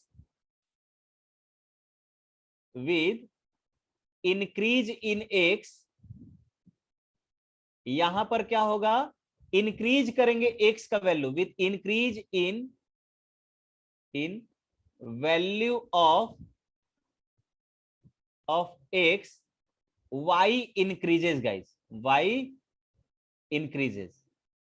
अगर मैं x की वैल्यू को इंक्रीज करता हूं तो मेरा y जो है वो इंक्रीज कर जाएगा, और इस तरह के फंक्शन को मैं बोलता हूं कि इंक्रीजिंग फंक्शन है। चलिए, ये सब आप बाद में पढ़ोगे, लेकिन ये टर्म आप जान जाइए। मैथ्स वाले तो बाद में पढ़ेंगे, लेकिन फिजिक्स वाले लड़के या बायो के लड़के भी इतने जानने चाहिए। इंक्रीजिंग फंक्शन, डिक्रीजिंग फंक्शन आपको एक तरह से मिलेगा। तो ये इंक्रीजिंग फंक्शन हो जाएगा गाइस। इसका मतलब कि x की वैल्यू को मैं बढ़ाऊंगा तो y की वैल्यू बढ़नी चाहिए। अब ध्यान रहे, आपको ये स्ट्रेट लाइन तो कभी नहीं मिलने वाला है, क्योंकि लॉगरिथमिक फंक्शन, सिर्फ अगर लीनियर फंक्शन को छोड़ दिया जाए तो बाकी जितने भी फंक्शन है उन सब का ग्राफ जो है वो कर्व टाइप का बनता है।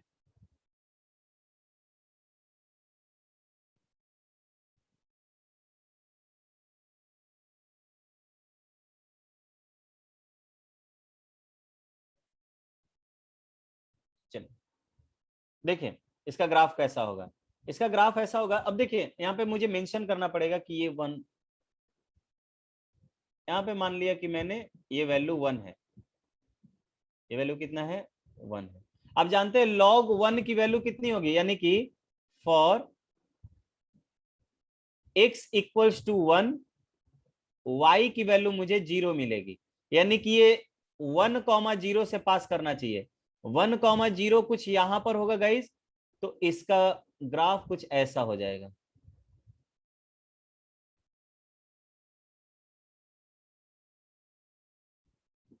ऐसा हो जाएगा गाइस, ठीक है। ये इनके यानी कि देखिए, यहां पर x की वैल्यू कैसे पता चलेगा कि बढ़ रहा है? x की वैल्यू, मैं इधर जा रहा हूं, x की वैल्यू को, अच्छा मैंने उल्टा बना दिया, सॉरी, उल्टा बना दिया मैंने, ऐसे हो जाएगा, ये डिक्रीजिंग वाला था। अच्छा चलिए, कितना मेहनत से तो इसको मैं लिख दे रहा हूं, और यहाँ पे a को मैं लेस देन 0 कर दे रहा हूं।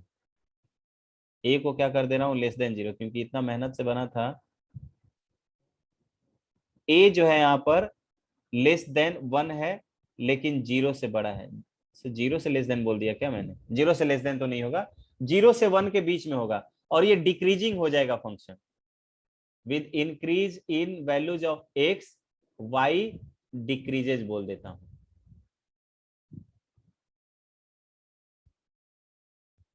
y डिक्रीजेस, और ये डिक्रीज करेगा तो इसको हम लोग डिक्रीजिंग फंक्शन बोलेंगे गाइस, डिक्रीजिंग,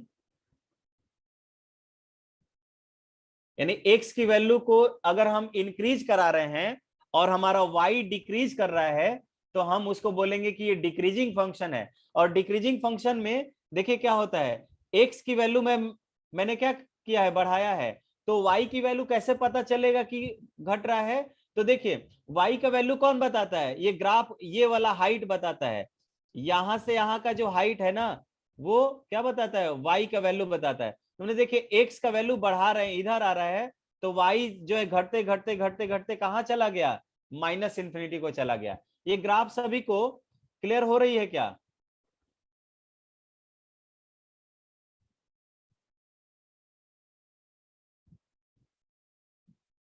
हाँ, ये हमेशा एक से ही पास होगा, क्योंकि हमने बताया था ना कि x की वैल्यू 1 रखेंगे तो y की वैल्यू 0 मिलेगी, और 0,1 कौन सा पॉइंट होता है, x एक्सिस पर 1 पर, ठीक है। तो ये क्लियर नहीं है? एक बार फिर से देखिए, यहां पर मैंने आपको बताया था कि बेस को अगर मैं 0 से 1 के बीच में लूंगा तो मेरा ये डिक्रीजिंग बनेगा, यानी कि x की वैल्यू को मैं बढ़ाऊंगा तो y की वैल्यू घट रहा था। तो वैसा ही with increase in value of x की वैल्यू को बढ़ाऊंगा तो मेरा y जो है वो डिक्रीज करेगा गाइस। और इस तरह के फंक्शन को मैं नाम देता हूं डिक्रीजिंग फंक्शन। क्या नाम देता हूं? डिक्रीजिंग फंक्शन उस तरह के बोलते हैं कि अगर x की वैल्यू को बढ़ाया जाए और y की वैल्यू घटे तो मैं बोलता हूं कि वो डिक्रीजिंग फंक्शन है। तो इसका मतलब, और मैं ये देख रहा हूं कि x की वैल्यू 1, log 1 की वैल्यू 0 होती है किसी भी बेस पर, यानी कि ये 1,0 से पास करना चाहिए था, 1,0 से पास करना चाहिए था। 1,0 से ये दो तरीके से पास करता, ये या तो ऐसे पास कर सकता था या ऐसे पास कर सकता था। अगर ये ऐसे पास कर रहा है, हम देख रहे हैं कि x की वैल्यू को बढ़ा रहे हैं, x की वैल्यू कैसे पता चलेगा कि बढ़ रहा है, तो x की वैल्यू आप x मतलब x एक्सिस पे राइट हैंड साइड को जाते हैं तो बोलते हैं कि x की वैल्यू बढ़ रही है, यानी कि मैं x की वैल्यू y एक्सिस के राइट हैंड साइड इधर जा रहा हूं तो मुझे y की वैल्यू बढ़नी चाहिए, ठीक है, इंक्रीजिंग में, और डिक्रीजिंग में घटनी चाहिए। y की वैल्यू कैसे पता चल रहेगा कि बढ़ रहा है कि घट रहा है, तो हाइट उसका बढ़ना चाहिए।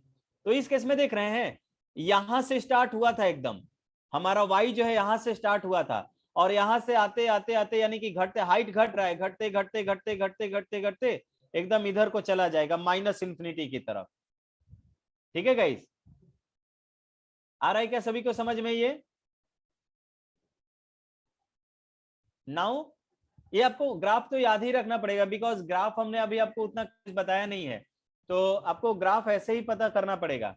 इंक्रीजिंग के लिए अब आपको पता चलना चाहिए कि नीचे से शुरू होगा और ऊपर तक जाएगा, हाइट जो है नीचे से शुरू होगा और ऊपर तक जाएगा, और वो भी 1,0 से ही पास होना चाहिए। तो आई कैन राइट कि मुझे जो दूसरा लॉगरिथमिक फंक्शन मिलेगा y equals to log of x to the base a, और अब मैं बोलूंगा कि मेरा बेस जो है एक से ज्यादा है, तो इस तरह के फंक्शन को हम लोग बोलते हैं इंक्रीजिंग फंक्शन। अब गाइज मैं इसको लिखवाऊंगा नहीं कि इंक्रीजिंग क्या होता है,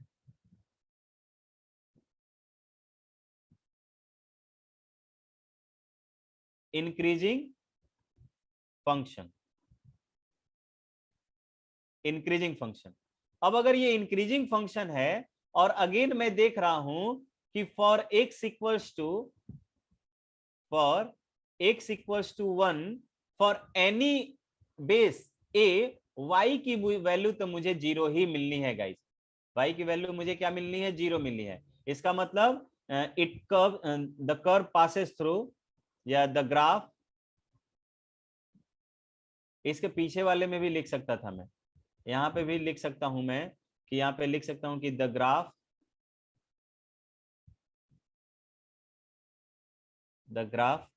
passes through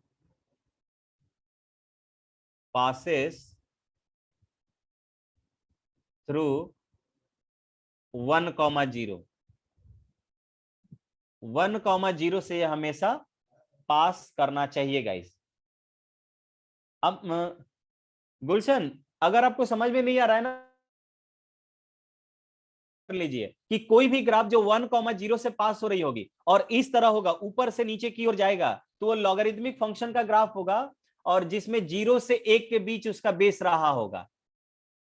ठीक है, अभी हम लोग ग्राफ पढ़ेंगे तो इट में भी कि वहां पर इसको थोड़ा सा चर्चा में ले लेंगे, डिस्कशन में ले लेंगे, तो आप थोड़ा सा समझ भी पाओगे। ठीक है, दूसरा कि इसका ग्राफ, अगर इसका भी ग्राफ 1,0 से पास होना चाहिए। द ग्राफ पासेस हाँ, फिजिक्स में बिल्कुल, फिजिक्स में ग्राफ ही ग्राफ आएगा भाई, इसलिए मुझे बताना पड़ा, ग्राफ के बिना फिजिक्स तो समझ ही नहीं पाएंगे। The graph passes through again 1,0।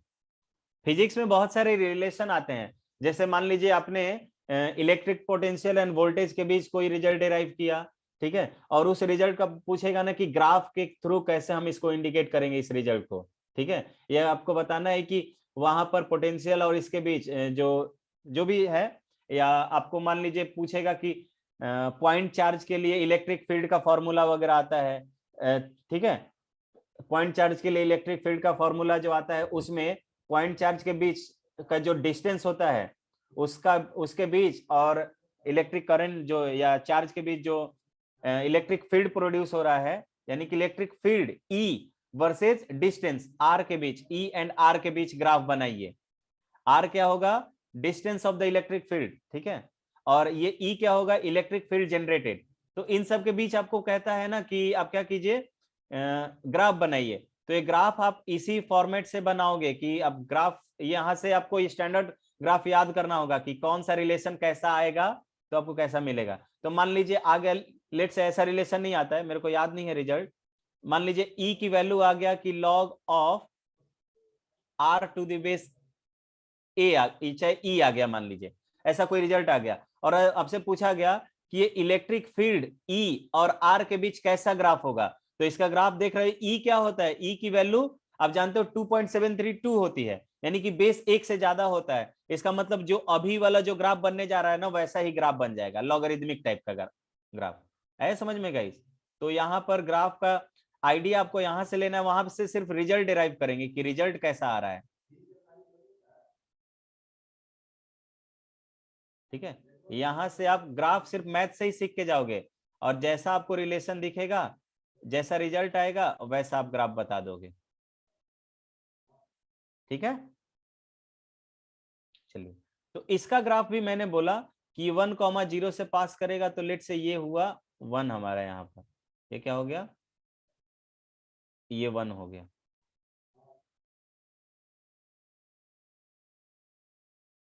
One हो गया, तो ये भी हमारा 1,0 से पास करेगा। सॉरी,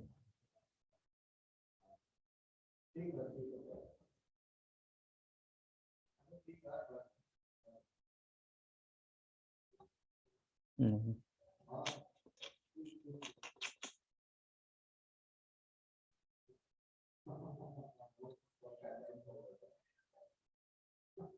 ये नीचे से स्टार्ट हुआ या ऊपर से स्टार्ट कर रहे हैं? कैसे? इधर से। इस पर ग्राफ बनाना बहुत मुश्किल टास्क होता है।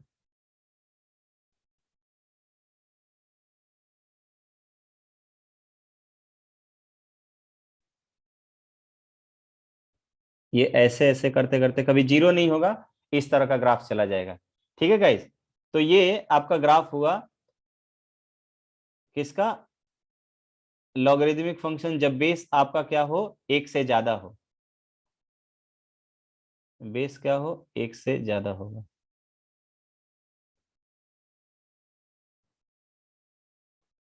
सभी को समझ में आया क्या?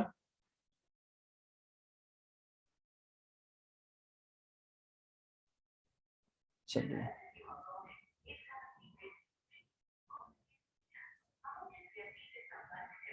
चलिए, तो देख रहे हैं यहाँ पर x की वैल्यू को बढ़ा रहे हो आप, तो y की वैल्यू बढ़ रही है, यानी कि इसका जो ग्राफ अगर आपसे पूछ दिया जाए, ये फॉर्मूला एग्जैक्ट होता नहीं है, मैं ये ऐसा क्लेम नहीं कर रहा हूं कि मुझे ये रिजल्ट याद नहीं पड़ रहा है, तो आपको समझना पड़ेगा कि ये ग्राफ ऐसा होगा गाइस, ठीक है। 1,0 से पास करने वाला ग्राफ लॉगरिदमिक फंक्शन का ग्राफ होता है। तो यहाँ पर जो रिजल्ट आ जाता है, हम बोलते हैं कि ई एंड आर के बीच जो रिजल्ट, जो ग्राफ आएगा वो ऐसा है। ग्राफ से क्वेश्चन पूछे जाते हैं जेई मेन में, हमेशा ध्यान रहे, ठीक है। तो ये हमारा ग्राफ का आइडिया था। यहां से मैं एक्सपोनेंशियल फंक्शन का भी ग्राफ आपको ड्रॉ करके दिखा देता हूं। देखिए, एक्सपोनेंशियल फंक्शन और इसका ग्राफ मैंने बताया था ना कि दोनों क्या होते हैं, दोनों एक दूसरे के रेसिप्रोकल होते हैं।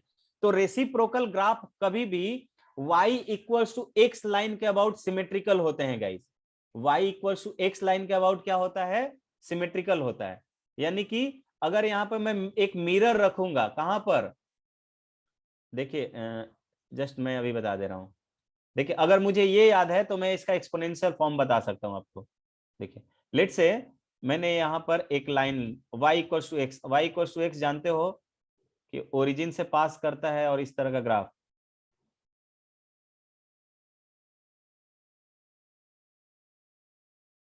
इस तरह का ग्राफ होता है। ये y इक्वल्स टू एक्स का ग्राफ हो गया। y इक्वल, या अभी तो लाइन का ग्राफ आप लोगों ने 10th में याद, पॉइंट रख के इस तरह का, छोड़ दीजिए इसको, मैं ग्राफ के सेक्शन में ही देखूंगा। ग्राफ के सेक्शन में कुछ मैं आइडिया भी बताने वाला हूं, जिसको आप थोड़ा सा यूज करके आप ग्राफ खुद से भी बनाना सीख जाओगे, ठीक है। तो ग्राफ को थोड़ा सा हम लोग डिटेल में देखेंगे, बिकॉज वहां से कॉन्सेप्ट क्लियर होने के बाद फिजिक्स में किसी भी तरह का ग्राफ आप खुद ब खुद टीचर के ड्रॉ करने से पहले आप अपने कॉपी में ड्रॉ कर लोगे। So wait for the graph section, and I think next class हमारा ग्राफ से ही स्टार्ट होने वाला है। और ग्राफ को मैं बहुत ही बेसिक से स्टार्ट करने वाला हूं, लीनियर के ग्राफ से। लीनियर का ग्राफ आपने क्लास 10th में भले ही पढ़ा होगा कि एक्स की वैल्यू को रखते थे, उसके कॉरेस्पॉन्डिंग वाई की वैल्यू निकालते थे, और जितने भी पॉइंट्स था उसको हम इंडिकेट करके सभी पॉइंट को ज्वाइन कर देते थे। ये मेथड आपने पढ़ा होगा, but we will not follow that method, because वो मेथड बहुत लेंदी होता है कि आपको वैल्यूज रखना होता है देन ज्वाइन करना होता है। We will not proceed by this. हम लोग कुछ डायरेक्ट मेथड देखेंगे, जहां पे इक्वेशन देखते ही आप ग्राफ प्लॉट कर दोगे गाइस, ठीक है। तो हम लोग नेक्स्ट क्लास में ग्राफ के सेक्शन में, एक क्लास में नहीं हो पाएगा ऑब्वियसली, आई थिंक 2 से 3 क्लासेस, 3 क्लासेस मुझे मिल जाएगा तो बहुत डिटेल में आपको ग्राफ बताऊंगा मैं, ठीक है guys. So wait for the next class. कैसे पता चलेगा इंक्रीज होगा या डिक्रीज होगा, किस में, क्रिस अनम्यूट करके बताइए किस में आप पूछना चाह रहे हो। रुकिए, मैं आपको हैंड रेज कर दीजिए, आपका नाम ऊपर आ जाएगा क्रिस। हाँ बोलिए। सर इसमें पता कैसे चलेगा सर कि ये मतलब इंक्रीज होगा या डिक्रीज होगा? अच्छा, इसमें ये Yes, इस sir. वाले के लिए देखिए, हाँ, यहां पर अगर इसके यहां पर कोई अगर पॉइंट होगा तो कौन सा पॉइंट होगा बताओ। लेट से मैंने बोल दिया कि यहाँ पे 0,-5 है, ऐसा बोल सकता हूं क्या मैं? ऐसा बोल सकता हूं ना, यानी कि x हाँ की सर। वैल्यू यहाँ पर 0 है और y की वैल्यू कितना हो गया, -5 हो गया। इसके कॉरेस्पॉन्डिंग यहाँ पॉइंट मिला।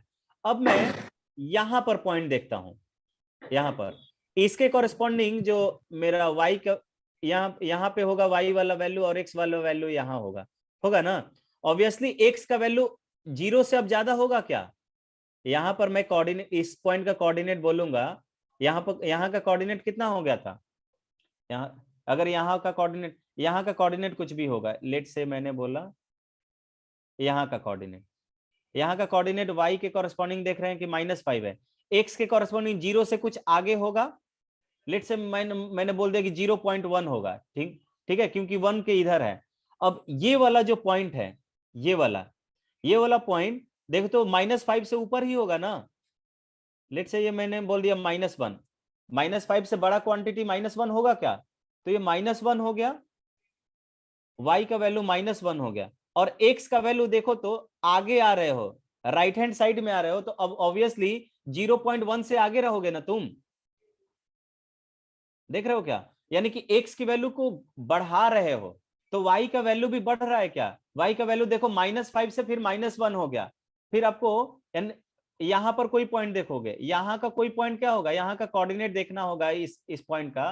तो मैं ये बोलूंगा कि x का जो कोऑर्डिनेट होगा यहाँ 1 से ज्यादा होगा, ग्रेटर देन 1 होगा, 1+ मैं लिख दे रहा हूं, और y का वैल्यू भी पॉजिटिव में होगा क्या? होगा ना। तो देख रहे हो y का वैल्यू निगेटिव से पॉजिटिव की ओर आ रहा है, और ये कब हो रहा है, जब हम x को बढ़ाते जा रहे हैं। बात आया समझ में क्रिस? क्रिस ठीक। तो x का यानी कि हाइट बढ़ना चाहिए ग्राफ का। ग्राफ का हाइट बढ़ेगा तो मैं बोलूंगा कि मेरा ग्राफ का वैल्यू बढ़ते जा रहा है with the increase of x। ठीक है, थोड़ा सा और हो सकता है कि ग्राफ में मैं ये 100% खुद से भी श्योर नहीं हूं कि आपको ग्राफ में बहुत ज्यादा कुछ 100% समझ में आया होगा, लेकिन अगर आप 50% भी समझ रहे होगे तो मेरे लिए सफिशियंट है, क्योंकि मुझे ये ग्राफ फिर से नहीं बताना पड़ेगा, क्योंकि जैसे ही ग्राफ का कॉन्सेप्ट मैं आपको डील करूंगा ये खुद ब खुद आप समझने लगोगे फिर।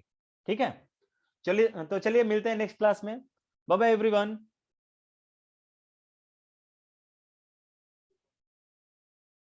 अच्छा 40%, चलिए कोई नहीं, 40% भी समझ में आया तो कोई इश्यू नहीं है। Will discuss in graph detail.